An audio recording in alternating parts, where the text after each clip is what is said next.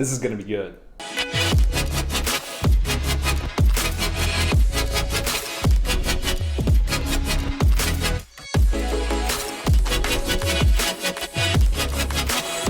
Hey guys, it's Ryan. Welcome to this channel. On this channel, we do all things aviation. So I focus on fighter aviation and commercial aviation. I've gotten the chance to be an F-15E Strike Eagle pilot, got to take that thing into combat. And then I was able to be an F-16 Thunderbird stunt pilot. Whew, that was fun. Had a great time doing that, but I'm gonna use that experience to help bring you the best of aviation on this channel. So I'm really excited that you're here to see this video. Please, before we get going, please dominate that like button for me. That would just help me out a ton. And every time you do that, you keep a fighter pilot's soul from dying. Really excited for you guys to see this breakdown of American Made. And at the end of it, what I'm gonna do is I'm gonna tell you a real life story, and I'm gonna tell it in the first person. Now, this story was actually sent to me by a fellow fighter pilot, but when I tell it in first person, it's just way better. And essentially, it's when I got offered a real life opportunity to become a Barry Seal, because apparently there were multiples of these guys out doing this kind of thing. So stay to the very end of the video because I think you're going to get a lot out of that story. It's going to be really entertaining for you. With that said, let's dive into this breakdown of American Made. And what I'll do is I'll play the whole trailer all the way through so you can see it, and then I'll go back and pause it and I'll talk about the specific things that I'm seeing. Here we go. This is the United States Drug Enforcement Agency. We are ordering you to land. All right, boys, let's land. Easy.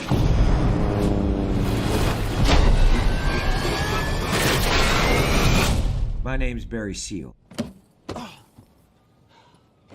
That's for the damage. For your sister, hey little darling, and your back. Some of this shit really happened. You never saw me. Top of your class in the Civil Air Patrol. A pilot like you shouldn't be flying buses. Welcome to Miami. Welcome to Bakersfield. Haven't you ever wanted something more, Barry? You should be serving your country. You're CIA.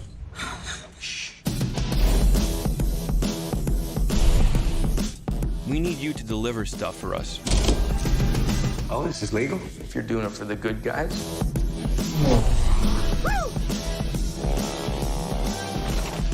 Barry Seal's a goddamn genius! You are an airline pilot, Barry. That's how you support this family. This is gonna be good for us. Is this all legal? You trust me? No. We're expanding operations, Barry. The devil you know, the devil you know, the devil you don't. The devil you know, the devil you don't. Roscoe dug this up in the backyard. There are bills blowing around everywhere. I'll rake it up in the morning. ATF, drop your weapons! Guns, drugs, money laundering. Did y'all know that caddies have more trunk space than any other car? I'll get each and every one of you to caddy your troubles. See, I'm gonna walk out of here. There ain't a damn thing any one of you can do about it. He's free to go. Wait a minute. The boys should have taken the caddies.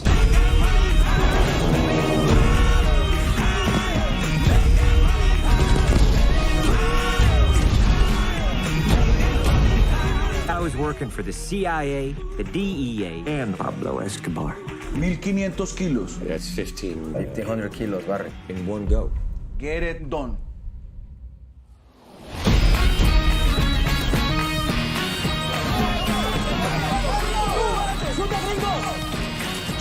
So those of you that don't know the story behind Barry Seal and American Made, essentially the CIA hired him to fly down and keep tabs on some communist factions that were popping up in Central and South America. Then they started running some weapons down to them and actually training some of those folks in the US. And then Pablo Escobar started hiring Barry Seal to fly drugs back to the United States and kind of set up that operation. So Barry Seal wasn't wasting any time. All right, so I'm gonna jump into the front part of the trailer now. This is the United States Drug Enforcement Agency. We are ordering you to land. All right, boys, let's land. Easy.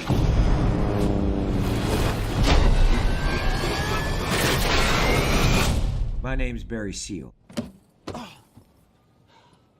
Okay, so a story that I'm going to tell you that was sent to me by another fighter pilot was back in the 70s and 80s, he was essentially tasked with intercepting planes like this. So off the coast of Florida, a lot of drug runner planes were coming in, and at the time, it was NORAD who was kind of the only ones who could intercept these planes because a lot of it was left over from the Cold War, Cuban Missile Crisis, and that kind of stuff. So this guy was in an F-4, and if you know about the F-4, it really wasn't meant to fly slow. It's kind of one of those legacy fighters, and I got to experience that a little bit in the T-38, where that thing does not fly slow very well at all. You can actually get into a lot of trouble if you get into the backside of the power curve in the T-38. F-4's got a lot more thrust. So what this pilot told me is that he would get the call out from the contact, and then he would get behind it, like 4 miles behind it, lock it on his radar, and then start to slow down and configure. And configure is when you put your gear down, you put your flaps down, and you start to do what's called hanging on the blades. Hanging on the blades is when you get as slow as you possibly can, so you're just before a stall, but you've got enough power to kind of keep yourself level, and then you maintain an airspeed. And I'm assuming at this point it was probably somewhere around 170 knots,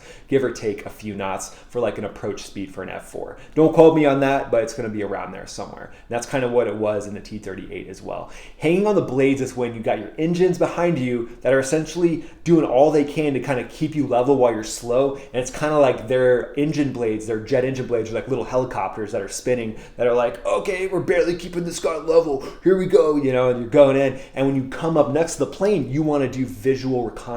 So you want to see the tail number. You want to see how many people are inside it. And this pilot told me that as he pulled up next to it, he saw the doors open and bales that were duct taped started being pushed out of the side of this Cessna. It was a high wing single engine Cessna, and he said like 4 or 5 bales were just getting pushed out. So a lot of the drug runners will have boats pick up these bales and then take them into the coast. But there was no communication back then between the F4 and any little airports or anything. It's like, who would you call? Like, you don't really know. Like, hey, I just saw a guy pushing, you know, marijuana bales out of his Cessna, and I'm gonna call all like 50 little airports that are along the coast that he could be flying into. Like, it's just not realistic. So this is actually a lot better setup, having someone with the DEA in a similar type plane that can fly the similar speed of that plane.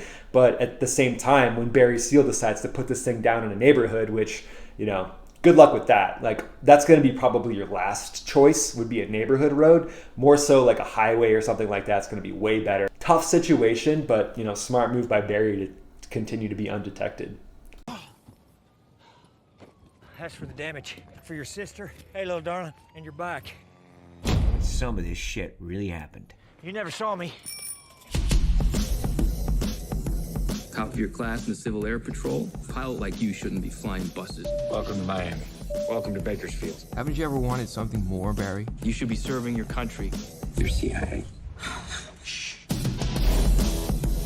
So the CIA agent is essentially preying on the fact that he can tell that Barry wants more. Now, I think this is really cool. Like, if you're a pilot now, or you're thinking about becoming a pilot, or you're not, you're just interested in like the mindset behind a pilot, I think knowing yourself and knowing what you want in aviation is super important. Because yeah, let's say you want that adrenaline rush, you want to feel that speed, and then you just, you know, you go into something that you're not ever going to do that, you're always going to wonder what it was like. I mean, I'm not saying that everybody is going to get that, but as long as you try for it, I think it would kind of satisfy that desire. So clearly Barry didn't do that. Like, he essentially went right into some type of aviation that didn't satisfy what he really wanted out of aviation. And it's interesting because I think a lot of people think that fighter pilots that go and fly commercially, which is what I'm doing, I think they think, you know, oh, like they're always chasing adrenaline, like, you know, it's never going to be good enough, you know, flying these commercial planes around. But what I've noticed is the opposite, because a lot of fighter pilots that I know, and myself included, like, I feel like I truly got that out of my system, and I'm really pumped about it. I mean, I wouldn't trade it for anything, but like, I got to fly at 200 feet off the ground at 500 miles an hour, 2.5 feet away from another plane, you know, with, you know, 500,000 people watching. Or, you know, I got to go into combat and, you know, serve my country there, feel the adrenaline rush of like helping our troops come back home, you know, and I like helping a convoy survive. Like all those things like got my adrenaline to a level that I never thought they would get to. So now that I'm flying commercially, honestly, I'm good. Like I don't need that adrenaline anymore. I appreciate the more chill lifestyle of being a commercial pilot, and it's not something that I'm chasing. So I think that's kind of true how they depict it in here, how someone who didn't get that, who didn't get to like satisfy that urge, would still be chasing it, and they would be susceptible to a scheme like this. So yeah, I think it's really interesting how they did that correctly. We need you to deliver stuff for us. Oh, this is legal? If you're doing it for the good guys.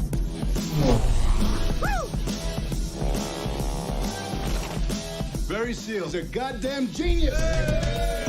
You are an airline pilot, Barry. That's how you support this family. This is gonna be good for us.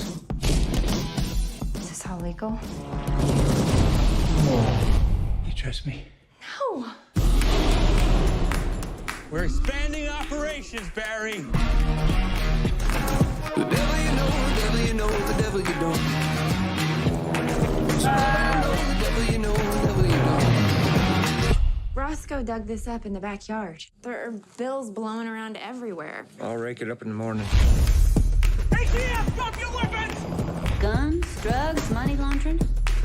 Did y'all know that caddies have more trunk space than any other car? I'll get each and every one of you a caddy for your troubles. See, I'm gonna walk out of here. There ain't a damn thing any one of you can do about it. He's free to go. Wait a minute. The boy should have taken the caddies.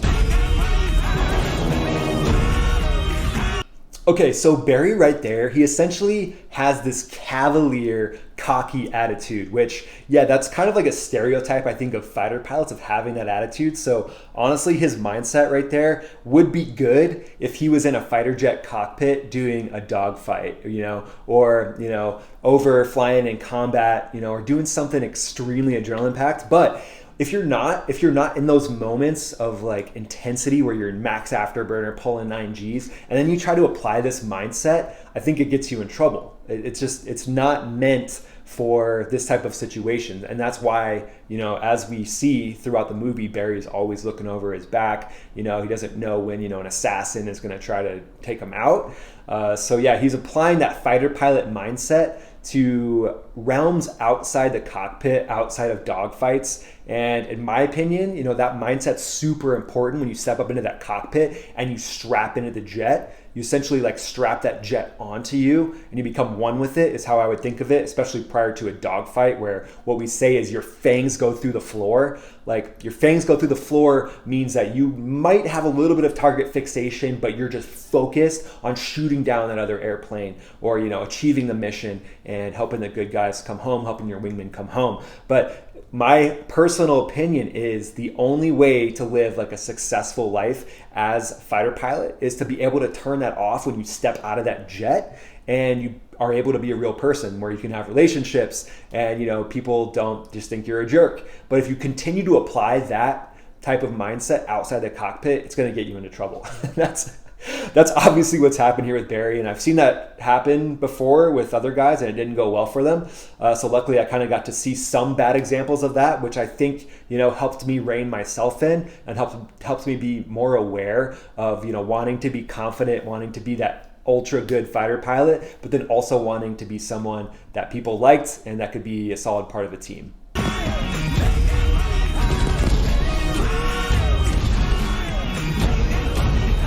I was working for the CIA, the DEA, and Pablo Escobar. 1,500 kilos. That's 1,500 kilos, Barry. In one go. Get it done.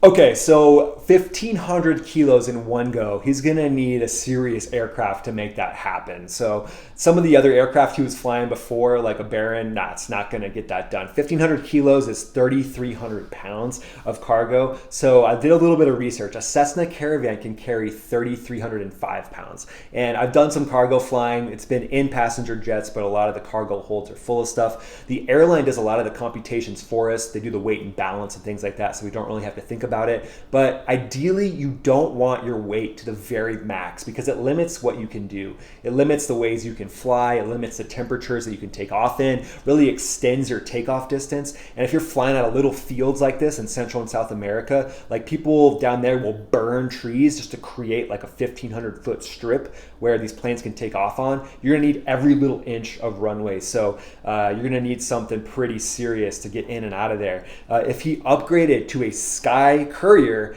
this is modern day things I'm telling you about now, but the Sky Courier are the twin engine high wing Cessnas that you see that FedEx flies around.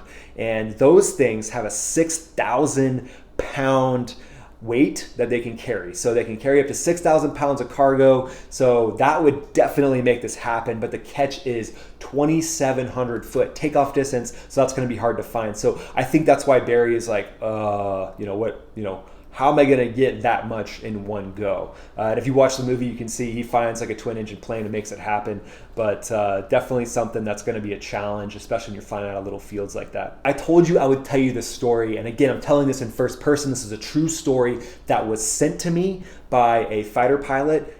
So it's not me, but I'm going to tell it in first person because it's just more fun that way.